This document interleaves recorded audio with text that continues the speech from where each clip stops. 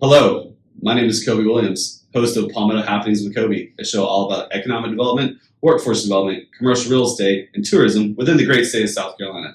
Today, I have two amazing people here on the show. We have our esteemed guest, Mr. Charles Granger from Horry-Georgetown Technical College, and my co-host, he's also esteemed, I guess, Dr. Rob Salvino, Director of the Grant Center for Real Estate and Economics and the Economist for Coastal Carolina University. How are you doing today, y'all? We're great. Yeah, Fantastic. Co-hosting. That's a great new title. Yeah, exact co-host. Yes.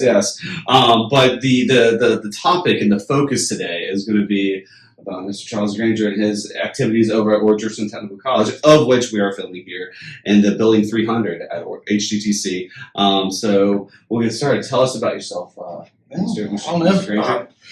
So let's see, where do I start? Well, I think I'll start with this. First, welcome, fellas. Horry-Georgetown Tech, and so I am actually a graduate of Horry-Georgetown Tech. Have been graduated here almost 30 years ago with a degree in golf and sports turf management. Came back January will be 10 years ago. My wife and I moved back home. Wife is a local girl. Graduated from Soccer High School, and moved back 10 years ago from Indiana.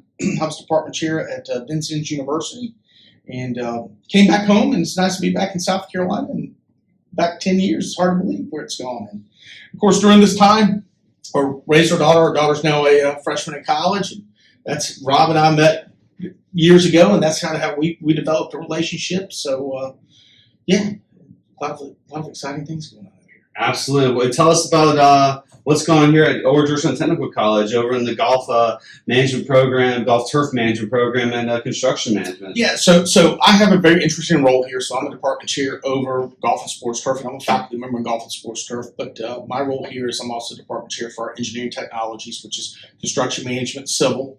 So certainly hits you guys where y'all are coming from. And our electrical line worker program also have some oversight over that. Can't build if we can't get electricity out there, right? No. And Scott Shoemaker, Robbie Vermel, and those fellas, and David Lewis and Alabama today, our faculty do a wonderful job.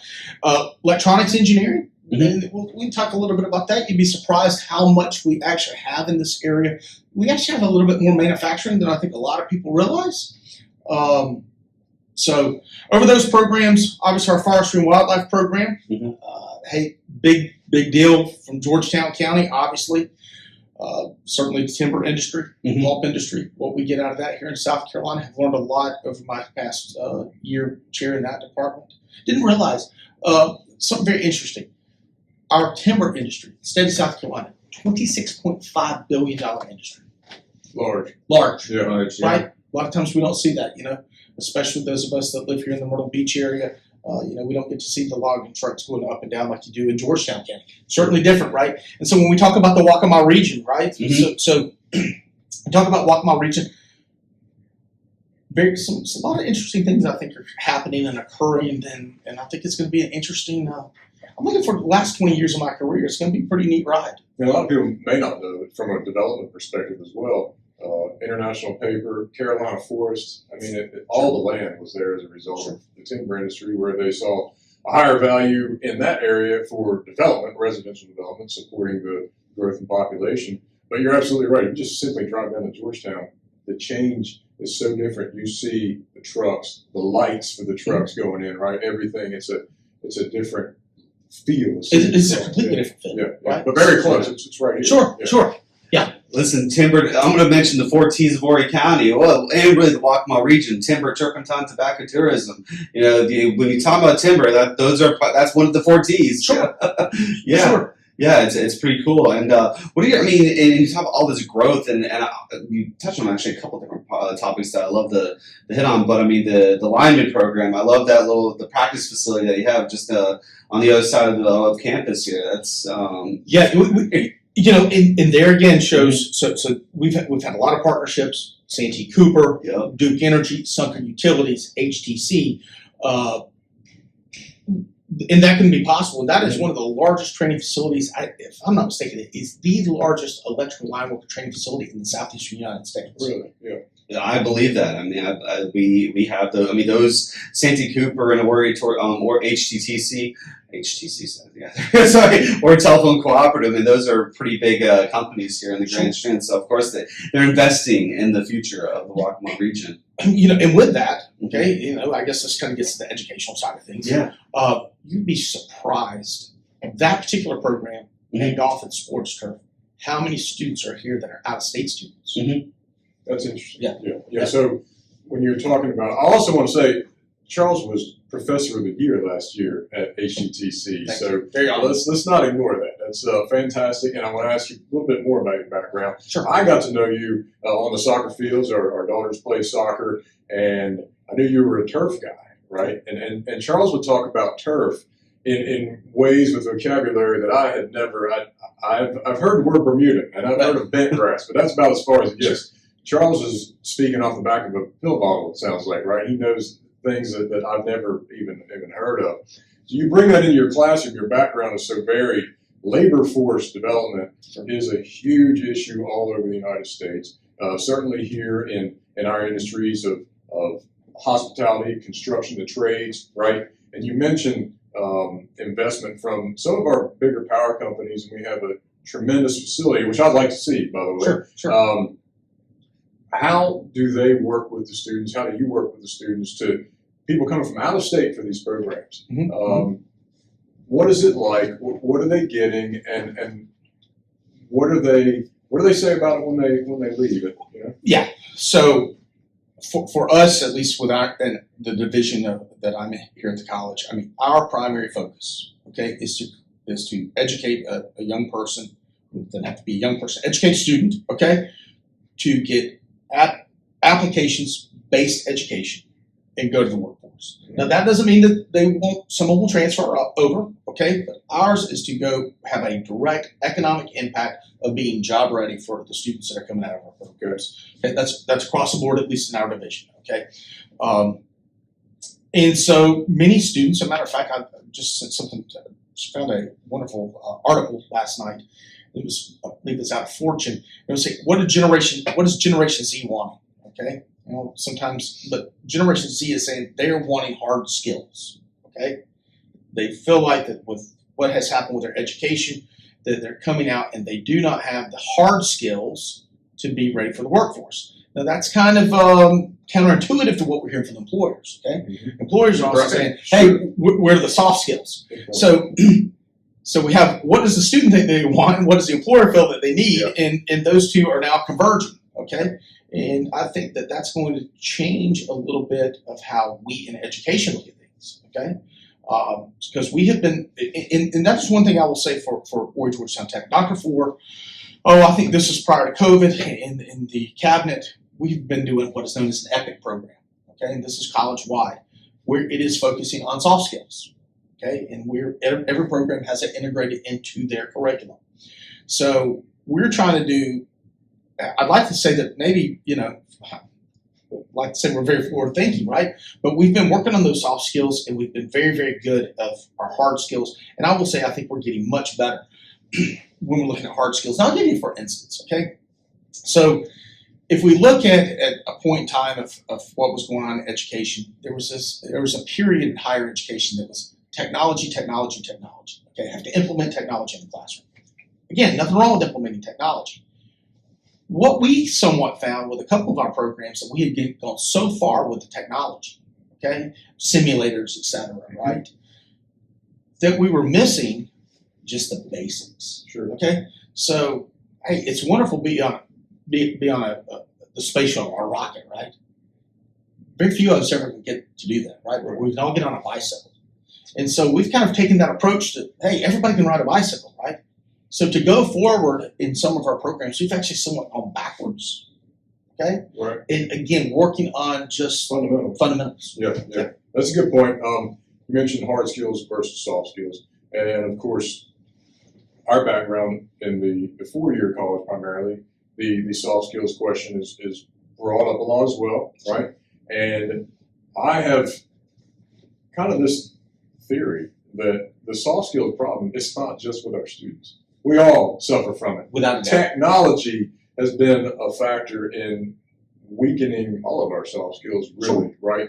But we as faculty or educators or policymakers seem to focus more on what we're delivering to the students coming through right now to try to address it.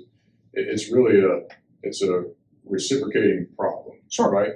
But the fundamentals that you speak of, there's absolutely no question that a lot of technology can easily get in the way of actually trying to learn the meats and potatoes of, even if it's accounting, right? Sure. If it's finance, whatever it is, and certainly if it's line work for, and I'll let you speak on those, but the more hard skills applied in the field, absolutely no question. That's right.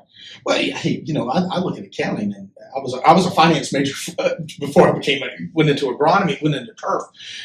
That was a shocker to my mom and dad. Right? How do you leave finance to grow grass? But and it's been great because so much of what I've done throughout my career has been had some sort of business focus. But to me, accounting is a trade. Yeah. Accounting's a good, solid trade. Right. That's why, accountants are always employable. Yes. And so those things, again, there's this bridging the gap. But at the end of the day, for us, is again employability. Mm-hmm. Okay, in moving our economy in the Waccamaw region forward. Yeah. That's in essence of what it is. Yeah. So your students who come down from, let's say, out of state, Northeast, wherever it might be, are they staying here or mix of everything? Yeah, so that's a great question. So here's something and I'm not saying that they don't leave or go back, okay? But what we tend to find is the student that comes in from, let's say, the Northeast, they're going to stay. You'd be surprised how many students that are from our region, okay? Let's just say the Southeast. Mm-hmm. They want to go north.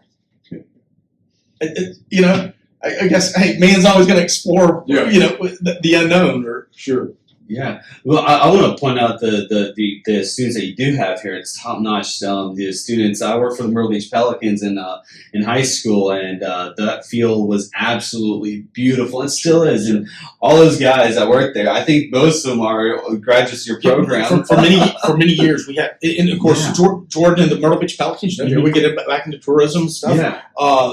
So they still employ. We've got a couple of students that have been working over there the last couple of years. So yeah. I love that. I wanted to point. That was on the tip of my tongue. I just wanted to highlight that. Sure. That all of our facilities here in the Grand Strand are beautiful. The grounds because of your leadership. The students the product that you're producing. Well, the college does a great job. Very supportive of the facilities we have here. You will not get very many. Certainly, you won't get very many technical colleges, community colleges in the country find any better facilities than what we have here. And whether it's outside, whether it's our buildings, whether it's in the classroom, HGTC does a wonderful job of that. It's top notch. And I'm also a graduate of HGTC myself. I went to early college here, and talking about the high school, you connect the high schools to the soft skills and the hard skills concept too. And that's a great thing to look at. Mm-hmm. Look at what has happened over the last 15, 20 years. Look at ATA, the Horry County schools. Look at AAST that's been done. When we look at Georgetown County, we've had expansion of the technical scholars programs out of the high schools with Georgetown County. So again, it's working. Everybody having to work together, right, to meet what is the demands of our growing area. And boy, oh howdy, are they changing? They're changing every day. And in my crystal ball, I don't see them changing anytime soon. Okay, I know that hey, we talk about what the Fed's doing. Certainly, that's Rob's thing. I don't see us doing a whole lot of slowdown. Right. Good point.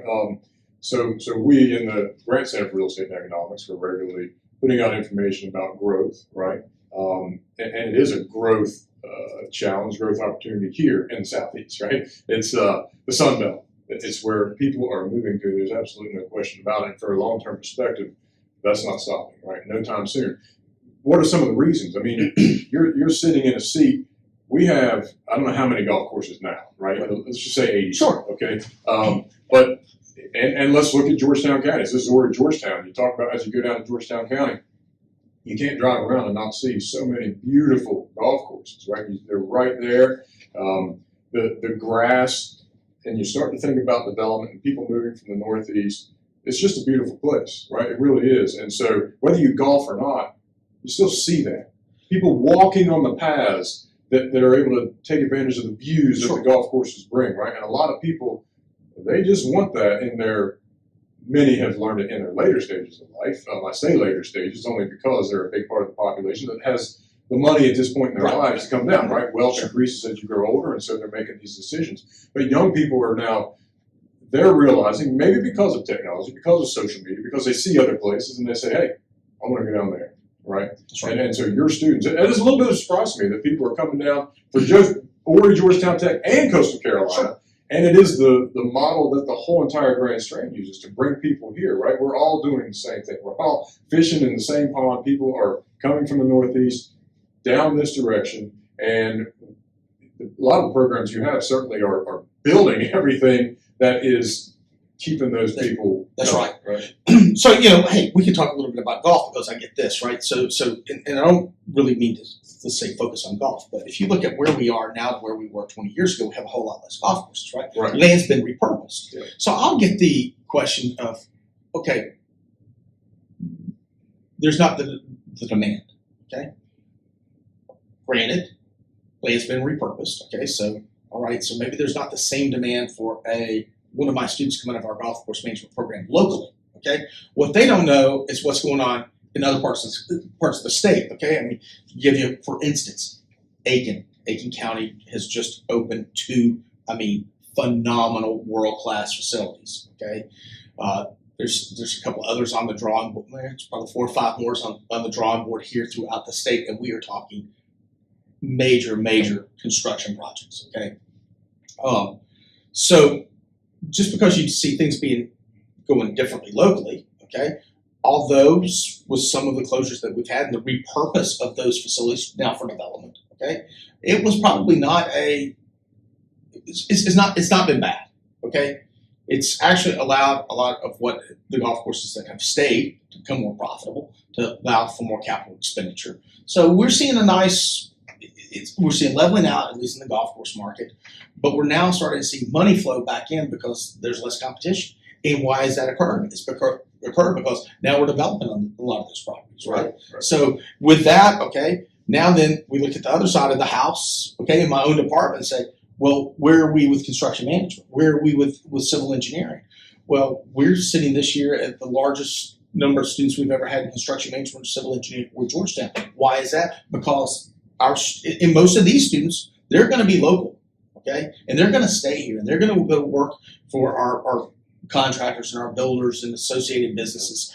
And they see it, it's right in front of them. Mm-hmm. Yeah. Tell us about your construction management program. So our programs in real estate at the university, what we see here, what our students see on a daily basis, they see residential development. Right? It's a big part of what's going on here. So a construction management student, what do they learn? So let's take two sides of that, right? Okay, so our tradition, our AAS construction management, students going to come in, they're going to learn everything from AutoCAD, they're going to take some surveying, they're going to take some scheduling classes, they're going to be able to take some management classes, they're going to be able to take estimating classes. So these are going to be the men and women that at some point in time are going to go out and end up managing jobs, or they're going to be working, for a company, again, in a management position of, hey, it could be across the board. It may be in HVAC, it may be in timber or lumber, for a lumber company. It may be millwork, okay? And yes, it may be someone working for one of the builders as they may start out as a assistant superintendent and then work themselves up, okay? So that's going to kind of run the gamut. And something, many of, like our advisory board, these are graduates that are now, they own their own companies. They're entrepreneurs, okay? So there's that part of it. Then there's the other part of the house, which the division I'm in. My colleague Jeff Ball, and under our leadership of Dean Brandon Hazelton, then we've got the certificate side of things, okay? So now we've got classes where it's HVAC. It is in residential building construction. Mm-hmm. We are truly talking about pounding nails. Yeah. It is in plumbing, okay? So we're trying to take it as far as we can from any side of the business that is demanded by, the minimum. Okay, so that's important. Certificates, which is what I think I'm familiar with more so, whether it's welding or plumbing. That's right. Yeah, and then the associate in applied science. That's right. Correct, okay, for construction management. Okay, Yes, sir. that's fantastic. The distinction might be helpful for. Yeah, and I will tell you that took me a long time to realize. Okay, all right. If I'm in construction science, and this was kind of funny. So my brother-in-law has a degree, construction science, bachelor's degree, and love him to death. And he's very good at what he does. And I was asking him about hanging drywall. Okay, this is 7 or 8 years ago. He said, "Well, I don't hang drywall. Right. Like, I'm a better drywall guy than you are. You've got a bachelor's degree in construction science. What's the deal here?" He's like, "That's not okay." So I had to learn that there's a difference between construction science and building. Sure. Okay, they're distinctly different. Right. And but we're trying to help aid in all those Yeah. facets. Fantastic. Yeah. So we're talking about all these awesome programs and this awesome growth that we're having in the region. But what are the strengths? I mean, can you like really just define what are the strengths of this region that really make it important to have these programs here at Horry-Georgetown Technical College? Well, the biggest strength that we have at Horry-Georgetown is we are absolutely committed. Our team does an excellent job of, at the end of the day, it's working with industry. Okay, I mean that's the nuts and bolts of it. Okay, Yep. We are all tasked, okay, to be our advisor. So here, the way things are set up from our curriculum standpoint, which I think is outstanding, really and truly, it's the advisory board, it's industry that controls the curriculum. Okay, we implement. It's what do they need? Things change. Not trying to say anything bad about the 4-year institution, but the thing that 2-year schools have that's an advantage for them is we can shift fairly quickly. Okay, Sure. it's I equate it to, hey, a 4-year institution is a big battleship. Okay, we're like a PT boat. We can shift very quickly to what the needs are. Okay, of the community. So that is our biggest attribute as a college as a whole is our ability to connect with local industry. That's excellent. Yeah. It's refreshing. I like being here. Cobi allowed me to come in as a co-host on this. I don't usually do this, but I really wanted to hear this because we're not really competitors, although we do compete. Bingo. But we're certainly part of the same industry that is approaching things sometimes in very different ways, but there's a lot that I'm learning right now. I'm learning that, and I love the industry perspective. And let's be honest, you said accounting, real estate, industry is very important to us as well, right? And you're right. It is very hard for us to flex and adapt and change. Our real estate major is the first major I think we proposed in the college since maybe 2005. Sure. This is 2023, Sure. right? Not that we haven't built programs. The minor came in 2016, minor real estate, commercial real estate. The MBA concentration came maybe 2018 or 19, right? But to fully implement a new program takes a long time, as you're saying. The industry partnerships are excellent. I'd like to hear more about this. Yeah, well, so let's kind of go into what you were just talking about, right? The different institutions, right? You know, we're right here next to each other. Some people don't know that. But one of the things that I will say, and I'm going back from when I was a student here. Mm-hmm. Okay, so let's look at 30 years. Tremendous change, certainly goes from massive change in 30 years, right? Sure. But if you look at, I would certainly say the last decade, and you look at how the collaboration that has occurred, or it is growing between HGTC and Coastal, I would argue that you're not going to find any technical college or community college and university in the country that are doing any better job than what these two institutions and the leadership of these two institutions are doing with each other. And it's making an impact on our community. Yeah. Right? You know, we've now got, I'll give you a great example. So, a student will come into me and say, hey, I want to finish my bachelor's degree. Well, fine. Okay. So they come here and get a degree in turf. And I will tell them, I think unless you're just an absolutely, this is what you want to be, you want to be a nerd, maybe you want to come teach like me or go into research or whatever. My advice is you go get a business degree. Okay. Mm-hmm. And we're seeing some of our students now, that's the next part that sets them apart. They're coming to Coastal to do the business degree while they're working. So that's part of it. And then, so when you take that even further to what we're doing, again, job placement. Right? At the end of the day, and sometimes I guess I got to be somewhat careful with this, but I guess we can just throw that out there. At the end of the day, our role is to create a taxpayer. Sure. Okay. Right. Opportunity creation. Absolutely. Yes, Rob made a point that stole my thunder. He stole my thunder here, people. No, because the idea of collaboration is highly important, and I'm glad you touched on that between Horry-Georgetown Technical College and Coastal. And it's powerful stuff because you're ultimately creating a workforce for us in the fastest growing region in the United States. In that concept of that. I don't know. I'm sorry. This is awesome points right here. This idea of all this collaboration. What really is missing from the equation that would really unleash the full potential of these strengths that we have at Coastal, at Horry-Georgetown Technical College, and the construction manager program, and the turf management program. What are your thoughts on that?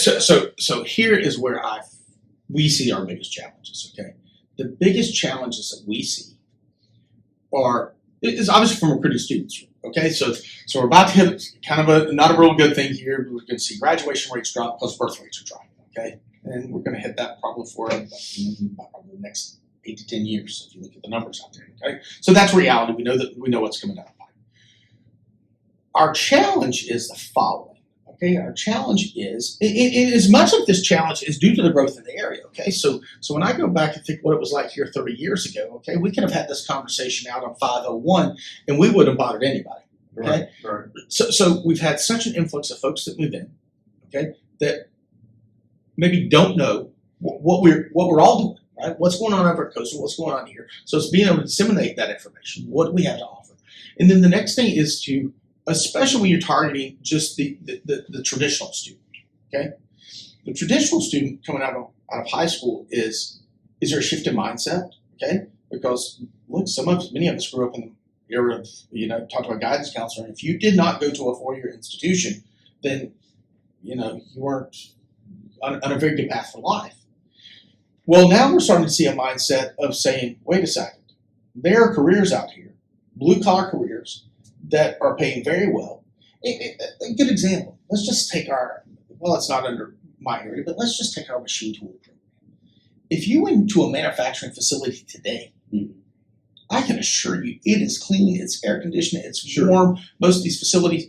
Well, we have these preconceived notion of what, if you will, technical blue-collar careers are, okay? Or maybe I should say were. I mean, we were just talking to my class this morning about, as I talked about technology, I said to them, I cannot wait for the next 20 years for your career to see where things advance, okay? It's going to be amazing. Mm-hmm. So how do we convey that to a young person when all they're being bombarded by is software engineering, gaming, computer science, IT? Yeah. Well, there's a whole lot bigger world out there, and that world, as we know that those of us that maybe follow those things, that's when we'll start to get flooded. Yeah. Well, I got news for you. It's not getting flooded to find a brick mason. It's not being flooded to find a surveyor. I mean, you get calls all over. We have a certificate in surveying. Yeah. Okay. We're starting to see, believe it or not, there's a mulch company over in Ana. Okay, called me up. I thought they were looking for one of my students to come do mulch with them out of turf. Look, that's not what they were looking for. They were looking for a student out of our EET program. They were looking for, because they have robots over there. Yeah. They're so automated. Yep. Well, again, if you don't tell the story, people don't know. Right. And that's where we're starting to see a shift. And they're good paying jobs. And they're good paying jobs. I definitely want to emphasize that too. You can come out of high school even. I mean, through and I always talk about the opportunity that exists in this region when it comes to academics. You come out of high school at 18 years old and have a trade from Horry-Georgetown Technical College or similar institutions, have a really good paying job coming out right out of college. It's awesome. And you can do that. And hey, the way South Carolina's set up, right, you can do a lot of these things. And when we do, let's talk about mounting student debt, right? You can do those things. You can come here. You can contribute. As great as we're growing, I tell these students all the time. We try to place students while they're in school, and with that, we've even changed the way that we offer some curriculum. So, construction management, for example, we do not have a construction management class for our second year students that starts before 12 o'clock. And the reason why that is so we can get them out working, okay? My assistant department chair, Ed McCarthy, said it better than anybody. Let's do a try before you buy. Let's get them interning. They're building that resume. They're making a little money. Okay, and then now they stay on with the companies, and then if they want to continue their education wherever that may be, then they've got the ability to be able to do it. And now they're bringing a skill set, work experience, right, with them. Earlier you said, let's face it, we're creating a taxpayer, right? Sure. The way I would say it from the economic perspective is we are creating a contributor to the economic base, right? And so we talk about labor force participation. Sure. All right. Or Georgetown Tech, these types of programs are certainly helping solve the labor force participation issue, which in I think it's the 18 to 24-year-old group has not returned to the level before COVID, right? That's right. And that's an issue, right? Certainly the Horry-Georgetown Tech and the college students, we would think at 22 to 24, they would already be out in the workforce working, right? The majority of students. And so these programs are doing that. Wealth, quality of life, GDP per capita, if you want to say it from a pure economic perspective, only increases as productivity of each worker. Worker meaning an entrepreneur, a CEO, a lineman, doesn't matter. They're all workers creating something, right? And so the more that person is able to get out and produce, that's increasing the wealth of the whole entire region. That's right. That's right. You know, hey, what is going to happen? I think there's a question. Where do we see that growth? I believe on the construction side, I think you're going to see a few things. Okay. One of the things we have not, I guess I should say, we're not. If you were to compare this to Charleston, or you were to compare this to Charlotte, right? We have not seen an abundance of commercial construction. Okay, it's primarily residential. But again, let's look at how we've changed. So where do I see the kind of the tea leaves from folks that we're talking to and trying to get our students prepared to go to the workforce?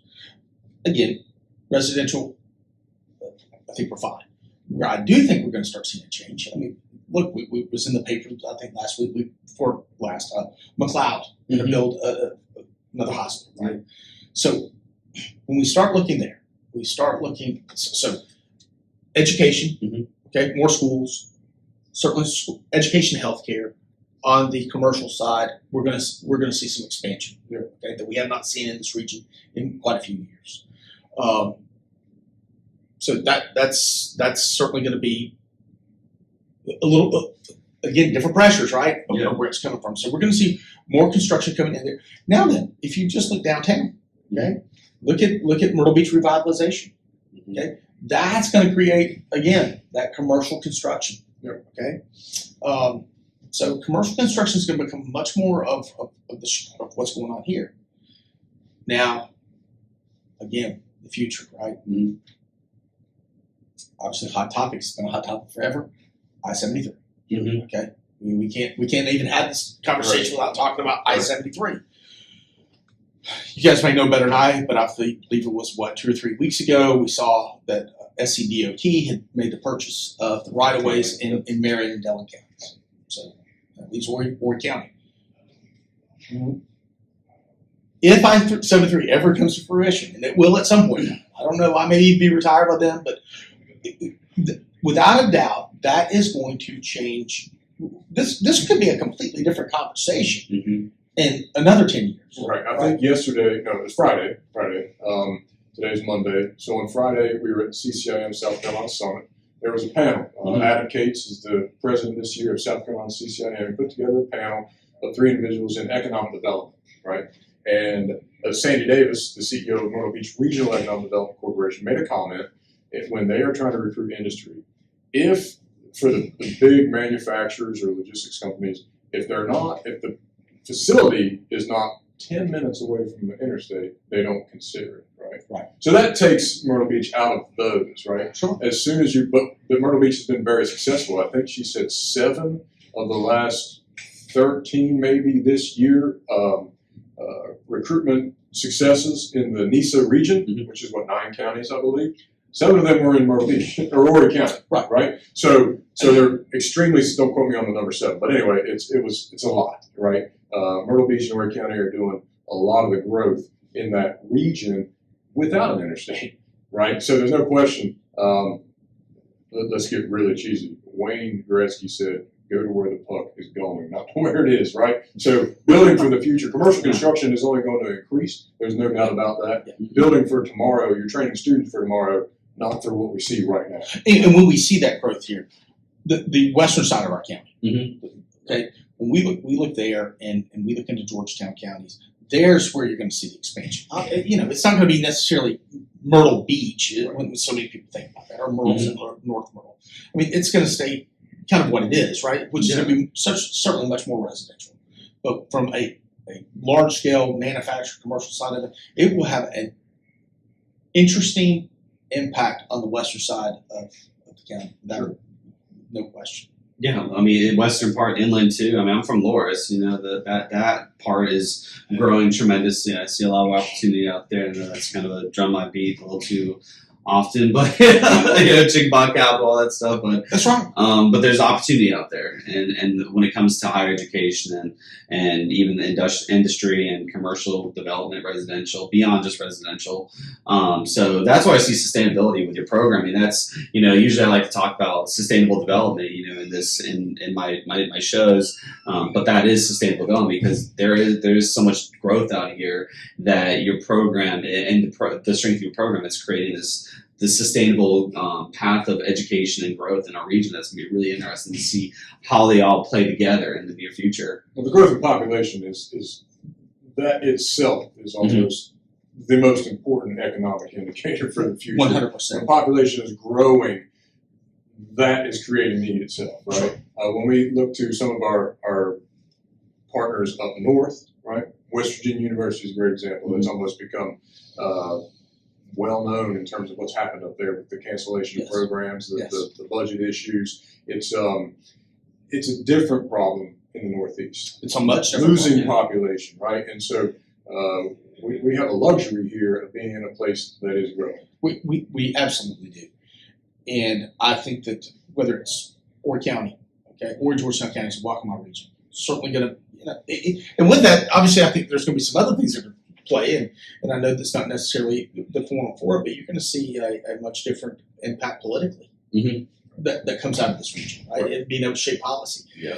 So the next 10, 15 years is going to be absolutely amazing. And again, when we look at growth and what does that mean when we've got people coming down. I mean, great example. I took my daughter we were up to visit her and went to a ice cream parlor. And the young lady in the ice cream parlor was coming to Coastal Carolina from New York, right? Yeah. And so we start seeing this influx and how it changes. And so many of those students are staying here that are whether they come to Coastal or they come to Horry-Georgetown Tech, and the wheels are just moving, right? Absolutely. Yeah. Well, so what kind of opportunities do you think really exist in our region that if there was all this collaboration and everything works together in unison, could really unleash the full potential of your programs here at Horry-Georgetown Technical College? Well, I think one of the bigger, and that's a great question that you asked there, and I think one of the, again, getting industry, okay? So industry comes in and will ask you, they may say, okay, and I don't care who it is. I don't care if it's a golf course that calls. I don't care if it's a electrical contractor that calls, if it's a builder that calls. Everybody's looking for the same uniform. Okay, they want to train the individual. What we've got to do is, and I would advise how you increase this is you've got to increase awareness about what does the construction industry offer. Okay, what does your specific need? What does it offer to someone come join your type of business? Sure. Okay, you've got to be your own champion. If you don't champion what you want, nobody's going to do it for you. Yeah. Okay, and one of the good things that we have here, and Dr. Salvino's spoken at it, I've spoken at it. You've been there. The Horry-Georgetown Home Builders Association does a remarkable job of really being out and trying to move it forward. A lot of dedicated members across multiple facets, right? But you don't find that in every other part of the country, right? Okay, so we're seeing that there's becoming every day just seems like a little more and more momentum that you're getting from even industry. It used to be a point in time the industry says, say, hey, I've got a position, I need you to send X, Y, Z. Now that we're working with, and I say we, okay, we or Georgetown Tech, our faculty. Now that we are working with the industry on truly a day-to-day basis and getting out there and saying, if you want it, you've also got to encourage. Amen. Yeah. Okay. That's such a good point, Charles. This is one. If you think about social media, just internet media, marketing, public relations, whatever it might be. I mean, I'm a professor who's got 3 kids, two of them in college. We think about this all the time, and I'm a professor, so we obviously think about it. You don't see very much companies really showcasing. We all have a labor problem, right? We're trying to get the best and the brightest to be productive, right? How do students, how do people know really what they can get when they go out there and invest this much time, whether it's 2 years, 4 years, 6 years, Sure. into anything, Sure. to know exactly where to go. We talk about the problem probably when you were young, when I was young. I'm going to go get a degree, whether it's 2, 4, whatever, and then I'm going to go get a job, right? If that's the extent of what you know, we certainly got a problem, right? We're all the sum of our experiences, right? No, that's right. That's right. And so a lot of times, it's funny. You can follow Hollywood, music, whatever it is. Some of these people that become mega successful that we know of, we know their stories, right? So many times their parents were also in the same exact industry, right? So what we need to try to do is add to that link. It's not just that you're in it because your parents were in it. That's right. What about all of us with the divorce rate as high as it is? Maybe we're not aware of what exactly we could be doing. That's where mentors come in, right? 100%. Industry comes into the classroom, they talk to people, all of a sudden someone hears something that they never heard before, a spark goes off, and that student is on a path that they never knew existed. So that, I'm glad you brought that up. So that is, within our department, we have a unwritten policy. And really and truly this entire college, okay? And kudos to Dr. Marilyn for supporting this. Industry wants to come in, the doors are wide open. Anytime industry wants to come in, they are allowed to come in. Give you a great example. Electrical line work. Okay, got our yard out there. It's 501 people drive past it. You would be shocked, fellas, how many, whether it's Duke, Santee Cooper, Sumpter Utilities, okay, HTC, okay, they're hiring executives, okay, will come have lunch in our parking lot just to watch what students, how they're performing. Sure. And so they will call our faculty members, they'll call Scott and Robbie up and say, tell me about the fella in the orange shirt, or tell me about the lady in the green shirt. Really like what I saw out of them today. Okay? So that's a different way of saying, come on, we know that they're there. Yeah. Okay? Our faculty know those cars, Yeah. right? But the Yeah. students don't. Yeah. And so, we were talking about a little bit about golf and sports trip, right? Mhm. Obviously looking forward to what's going to happen up at the Dunes Club on the tourism side of things. I think that's really interesting. So we take our students to tournaments and work tournament golf, okay, all over the country. And what we tell them before we go is understand this is an interview. It's the more we can get students working and engage with industry and understand that every day is an interview. You were talking about the mentor. There's where the mentor can be. It's certainly more than just, and I don't mind being a mentor, I enjoy it, okay? But it's certainly more than just those of us in a classroom. Yeah. You've got to find that person in the industry Right. that you can gravitate to that is going to set you on the right path. And you may not like what you hear, Right. Yeah. but that's okay. People's eyes are being opened. That's what I'm also noticing too about all the opportunities out there, Sure. and I love that. We talk about everything that's going on. Just people are seeing the opportunities that exist, and it's creating a coalition really of a group of people that's going to really just drive our region forward, and the Palmetto State too, being that's the Palmetto Happenings with Cobi. So yeah. Very good. Without doubt. Yeah.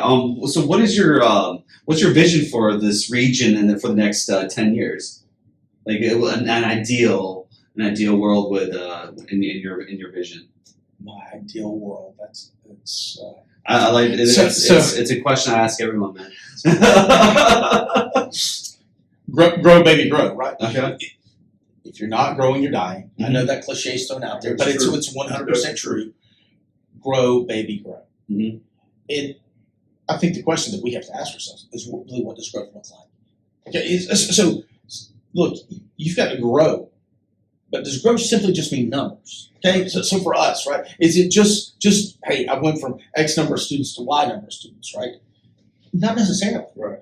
Are you getting better with the quality of the product you're putting out? Because at the end of the day, the student that comes out of my class or comes out of your class or any professors, right? They're a representation. They are a product that we produce. Mm-hmm. So how do we keep working to get the product better? With that becomes efficiencies. With that becomes, greater economic growth overall. So how do we do that? I think that's going to be the biggest challenge. And look, I think that as we continue to get through this next year or so, student quality and there's been a little deterioration of it. I mean, it's expected, but what so many of these young people went through. It's those things I think will kind of get themselves, taken care of. It'll be 3 or 4 years of having to deal with a little bit of this, but past that, it's growth. And what does that growth look like? And you better stay up with the changes. Yeah. And those changes are going to be dictated from industry. Okay, so how do you meet that need? Mm-hmm.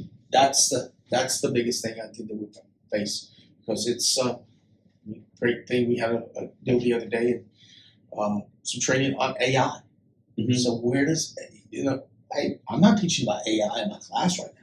Do I suspect that AI will become part of what goes into my classroom in the utilization and how our students can get better by using that? Without a doubt, right? So you got to be cognizant. You got to stay out there. Yeah, it's all exciting stuff to That's me. Yeah. So, what are some upcoming events that you'd like our viewers to know about, or know anything notable that you like? So one of the things we have changed here that I'm really liking what we've been doing, and it started out kind of small and spread. So now what we're having is career day. Okay, and so our career day is a little different. Okay, so our career day is going to be a reverse career day. So industry comes in. Okay, so, and it's done for different departments. So our forestry has one, our golf and sports club has one, engineering, construction. They have their own career days. So industry comes in, okay? Industry says, hey, I need these sort of positions. This is what I'm looking for. Our students, again, this goes back to what we were talking about earlier, soft skill development, okay? Our students are getting their resumes done, working on a little interviewing skills. So when they come, they can present the employer, here's my resume. I'm interested in going to work for whatever company. Yeah. So those are coming up. This is the 3rd year we've been doing that. Last 2 years, we're back to having our engineering day, when we bring high school students in from all over the region. The year before last, we had so many students that we had to cap it, and we had to just bring schools in individually. I think we're seeing dividends from that. So it's being out there. It's us being at their events as well. But to just, again, you've got to let people know you've got to be your own champion. Mm-hmm. If you're not your own champion, again, nobody's going to do it for you. Yeah. So those are some things coming up we're excited about. The team's doing a great job. You're being visible, and that's actually ultimate. Didn't mean to put this at the end of the interview, but it's all about you're being visible, showing the opportunities that exist in our region, educational opportunities. I love that. And it's great. And it's paradise. Mm-hmm. I mean, there's something about, I think we started off, introducing ourselves, and Michelle and I moving back home 10 years ago. There's something I know I'm at home. Yeah, right. There's something about it. Yeah. It's don't want to live anywhere else. Glad to be here. In the land of opportunity, the Waccamaw region is that opportunity. Right? That's right. Without a doubt. Yes, sir. Yeah. Well stated. Yes, sir. Yes, sir. Very good. I know what I'm going to take away from this myself is that, in addition to the quality of life, the industry partnerships that you guys do such a good job with. That's we need to do it as well. We try to do it right. I wouldn't say it's the biggest strength of a 4-year college. Certainly, you guys are very strong in that. And if we all work together, and I've been to those Horry-Georgetown Home Builders Associated meetings. I've seen the high school students stand up with the shirts on, and it is excellent. Without a doubt. Really, we all, whether it's the 4-year kids, the 2-year kids, the companies are looking for both. Right? Sure. So that's right. To run an organization, it takes a lot of different. It takes skills, a lot of moving parts. A lot of moving parts, and so there's needs on both sides, and us all working together. A lot of neat stuff can happen for sure. And I think we can kind of wrap it up and say, when we talk about, obviously we have pride because we live here, right, and our employers. But again, we're doing some things here that are not being done in other parts of the country. And so, we would just turn on television and look at what's happening in other parts of the country. And as much of it is there's the lack of collaboration in what to. Sure. No. Yeah. Well, I appreciate you, Charles, for joining the show today. Thank you very much. I appreciate it. Yes, sir. Thank you Yes, for coming sir. And y'all, if you want to watch our more episodes of Palmetto Happens with Cobi, follow us on LinkedIn, the Grant Center for Real Estate and Economics on LinkedIn, and also my personal LinkedIn page, and subscribe to our YouTube channel. And thank y'all for listening.